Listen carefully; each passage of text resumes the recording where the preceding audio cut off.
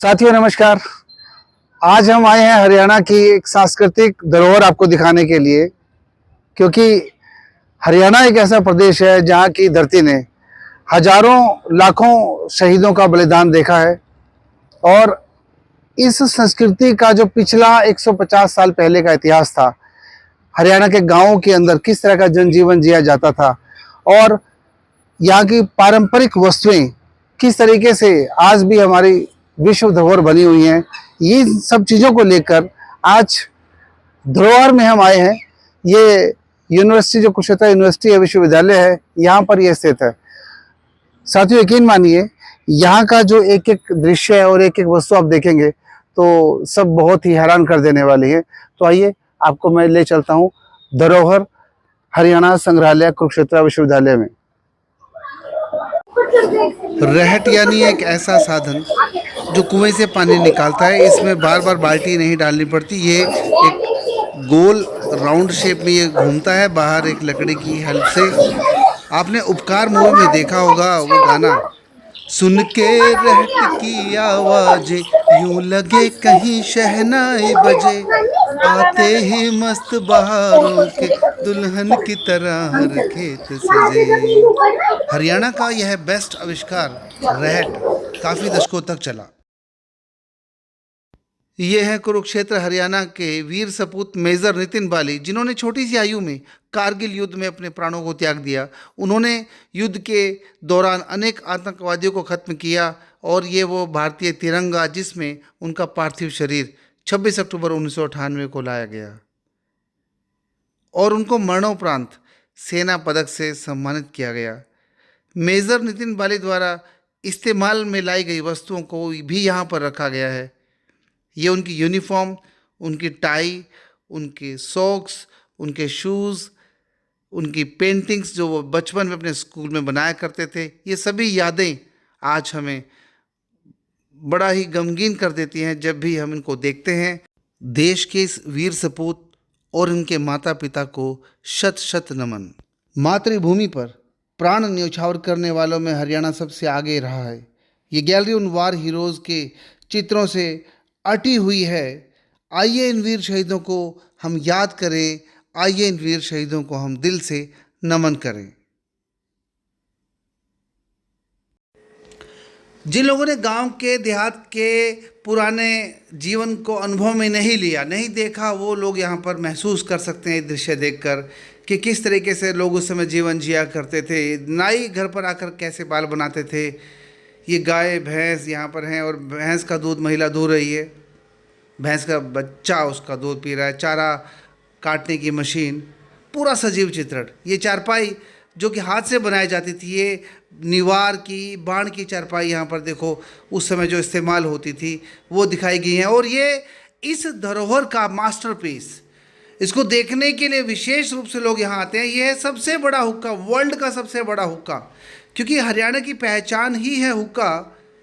ये हुक्का ऐसा है कि ये 360 डिग्री पर वो जो नली है वो घूम जाती है और चारों तरफ लोग बैठकर इस हुक्के को पीते हैं। ये हुक्के की अलग अलग चिल्म यहाँ पर दिखाई गई हैं। ये देखिए हमारे यहाँ पर ताऊ जी बुजुर्ग बिल्कुल सजीव लग रहे हैं, हुक्का पीते हुए, मूँछों पे ताव देते हुए, शानदार लग रहे हैं, बहुत सुंदर। जैसे अभी ये बोल पड़ेंगे ऐसा लग रहा है। ये अलग अलग हुक्के, और ये है एक, देखो उस समय का साइंस कितनी तरक्की पर था। ये देखो ये एक पानी की घड़ी है। ये जो एक बर्तन बीच में है, इस बाल्टी के अंदर जो बर्तन है, वो बर्तन में एक छेद है। ये छोटी सी, ये जो डोंगा है छोटा सा, इसमें एक छेद है और ये पानी में रखा जाता है। नीचे से छेद से वो देखो भर रहा है। जैसे ही पूरा भर जाता है 24 मिनट पूरे हो जाते हैं, यानी कि 24 मिनट नापने के लिए ये पानी की घड़ी का इस्तेमाल होता है। ये है उस समय का प्राचीन विज्ञान जो मैं आपको यहाँ पे दिखा रहा हूँ। ये देखो, ये है बटेउ गिलास। इसमें लगभग 1.5 लीटर दूध या पानी आ सकता है। और इसके साथ ही ये इस ज़माने का पहला फोल्डिंग ग्लास है। ये देखो, ये तांबे का है, इसको ऐसे करते हुए बंद हो जाता है। इसको अलग अलग चरण में आप इसको यूज़ कर सकते हैं, छोटा, मीडियम और फुल साइज़। तो ये थी इस धरोहर म्यूज़ियम की एक अनमोल धरोहर। अब यहाँ ऐसे लग रहा है कि ताई जी बिल्कुल साक्षात बैठी हैं, रोटी बना रही हैं, चूल्हा चौकी कर रही हैं। ये मर्तबान थालियाँ, ये पूरा किचन, पूरा दृश्य वास्तव में पूरे देहात में हमको ले चला है। ये देखो लस्सी मथ कर महिला माखन निकाल रही हैं। अरे हांडी पर माखन भी लटका हुआ है। अच्छा, ये अनाज कैसे पीसते हैं? ये बहुत रिदमिक होता है, एक के बाद एक लगातार, कभी भी इनका टकराव नहीं होता है। ये बहुत सुंदर दृश्य है, चरखा चलाते हुए, सूत काटते हुए, सब कुछ बेहद ही खूबसूरत है। साक्षात हरियाणा का दृश्य है। इसको देखिए, कहते थे कोल्लू का बैल, एक मुहावरा सुना होगा आपने। तो ये कोल्लू का बैल यहाँ पे देखो दिखाया गया है। यहाँ से ये जो आदमी है ये दो बैलों को लेकर चल रहा है और ये लगातार यहाँ से चक्कर काटते हैं। और ये बीच में ये मशीन, इसको थोड़ा जूम करके दिखाएं, ये मशीन यहाँ चलती है। तो इसके बीच में आजकल जैसे गन्ने का जूस निकालते हैं तो गन्ना यहाँ पे डाला जाता है और गन्ने का जूस निकल के आता है। तो इस तरीके से ये गुड़ बनाने का भी एक तरीका यहाँ दिखाया गया है। और साथ ही हम आगे चलेंगे, यहाँ पे देखिए पनघट का दृश्य दिखाया गया है। प्राचीन समय में जब महिलाएं पानी भरने आती थी तो यहाँ पर वो अपने पूरे दिन का शेड्यूल यहाँ बनाते थे, अपनी वो थकान उतारती थी।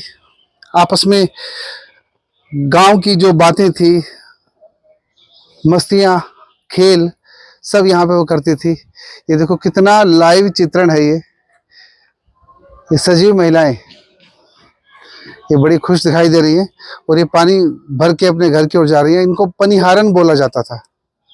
और ये है वो कुआं जहाँ से ये घिरनी के हेल्प से, जिसमें जोर नहीं लगता, यहाँ पर रस्सी डालकर वो बाल्टी या मटके को ऊपर खींचते थे। तो आइए अब चलते हैं। ये गुड़ कैसे बनाया जाता था उसका बिल्कुल सही तरीका। आपने एक और मुहावरा सुना होगा कि भाड़ में जाओ। तो ये भाड़ यानी कि आग, इसके ये जो बहुत बड़ा बर्तन है, इसके नीचे यहाँ पे आग जलाई जाती है। यहाँ पे रस निकाला जाता है, रस को पकाया जाता है। रस का वो हिस्सा पकने के बाद वो यहाँ से इस बर्तन में आता है और यहाँ से उसको छान के निकाला जाता है। फिर जब वो गुड़ तैयार हो जाता है गाढ़ा गाढ़ा, तो उसके वो पीसीस गुड़ के इस शेप में बनाए जाते हैं। आजकल भी अगर आप कहीं आसपास कोल्लू में जाएंगे तो आपको सेम यही नज़ारा देखने को मिलेगा। इसको गड़गोई कहा जाता है। चलिए साथियों, अब यहाँ पर पुराने समय में जो दुकानदार थे वो किस तरीके से चीजें अपनी बनाते थे, एक एक करके आपको दिखाते हैं। आपने हिंदी वर्णमाला में सुना होगा ठ से ठठेरा। अब बच्चों को नहीं पता ठठेरा क्या होता है। देखिए सामने ये है वो ठठेरे वाले दुकान, जहां पर ये बेलवे, जो बर्तनों को पहले पुराने जमाने में जो बर्तन गंदे हो जाते थे वो कलई करते थे। ये अलग तरीके से ये उसको पीट पीट कर इसका डंटा निकाल रहे हैं, इसको सीधा कर रहे हैं।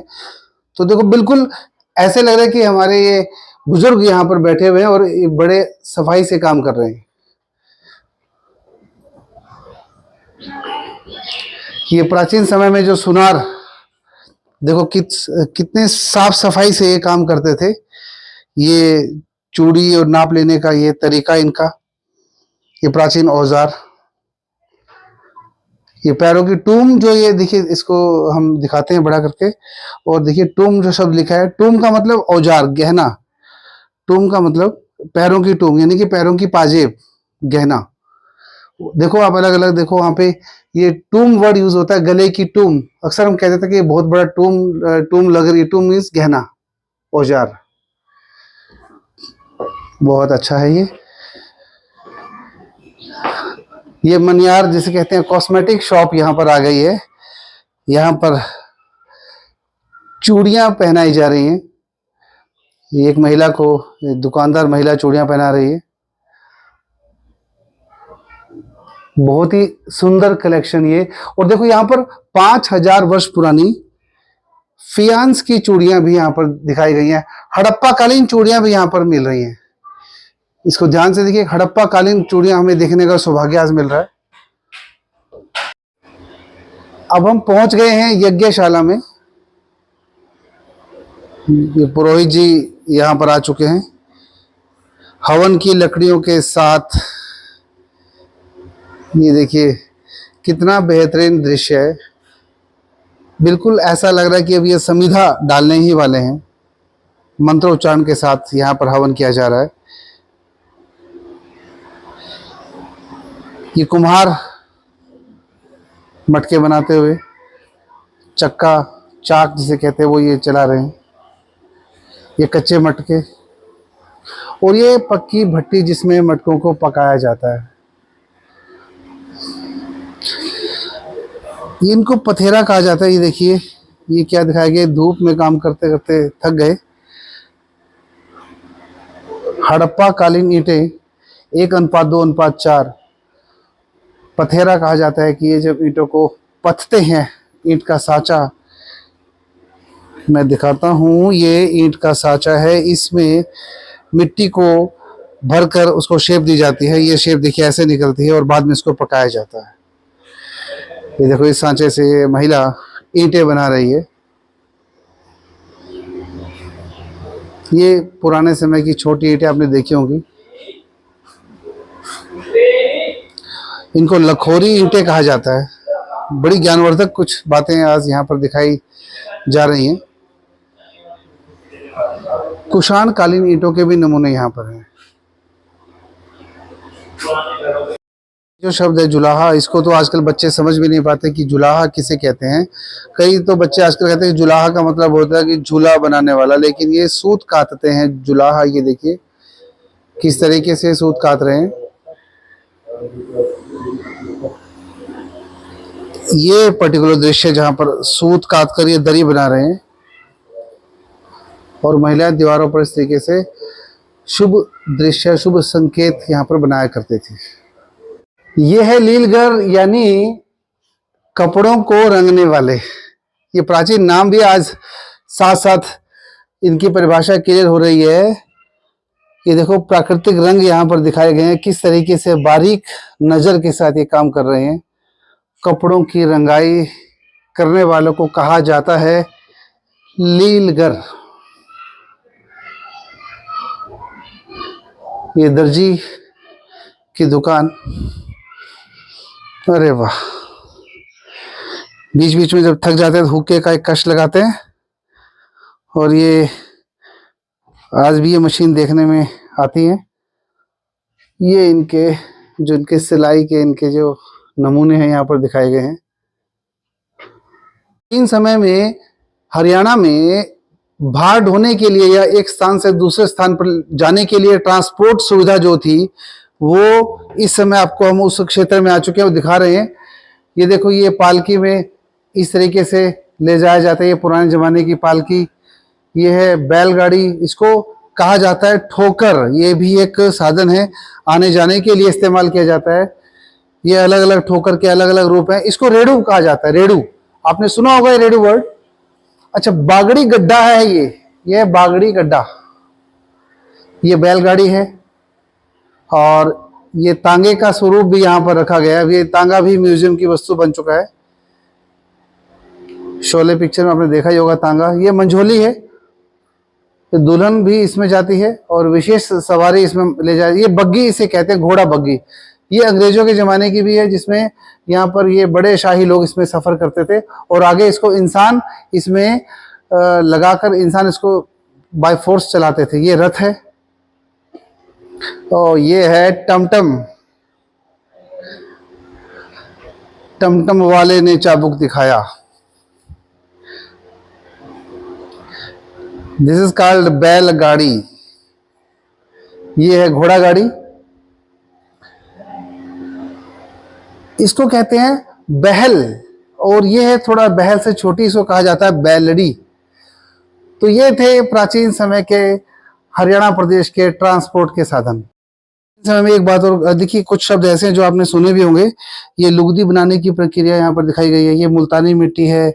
और एक शब्द आपने सुना बोइया, यानी कि इसमें रोटियां वगैरह रखी जाती हैं। और आरा यूज होता है। आरा यानी कि जिसमें पका कर आज भी दूध को अच्छा माना जाता है कि उसमें आरे का दूध हम पी रहे हैं। तो ये है वो प्राचीन रसोई के संसाधन। ये देखिए, ये है वो आरी बोलते हैं इसको। इसमें अगर आप दूध को रख के पकाएं बिल्कुल मध्यम आंच पर, वो लगभग 4-5 घंटे या सारा दिन रखा रहता था, और वो पकने के बाद उसकी सुगंधित जो उसकी खुशबू है या उसका जो टेस्ट है बहुत ही शानदार हो जाता है, और बड़े चाव से उसको आज भी पिया जाता है। ये देखिए कॉटन यानी कि रुई को यहाँ पर पिंजोया जा रहा है, पींजा जा रहा है, और इसको पींजने का जो काम है वो तांत, इस औजार को तांत बोलते थे। और ये लोगड़ यानी कि ठोस रुई को जब पींजते थे तो ये ऐसी मलमल मुलायम हो जाती है और इससे रजाई बनती थी। इन कारीगर को कहा जाता है तांतिया। तो उन्हें भी देखा है ये कैसे साइकिल पे जब चलाता था तो ये टायर घूमता है, फिर ये रस्से से घिरनी घूमती है, इस पे चाकू छुरियां तेज की जाती हैं। और साथ ही ये अलग अलग ताले जो बना रहे हैं, तालों की चाबी ये लगाने वाले, इनको हम कहते हैं सिकलीगर। पुराने जमाने में इसको सिकलीगर कहा जाता है। ये देखो कितने विचित्र ताले यहाँ पे दिखाए गए हैं।